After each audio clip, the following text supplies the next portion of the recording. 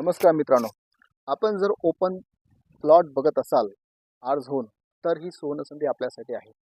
2, 3 आणि 4 गुंठ्याचे अतिशय डेव्हलप असे प्लॉट या ठिकाणी आपण बघू शकता. चला दाखवतो.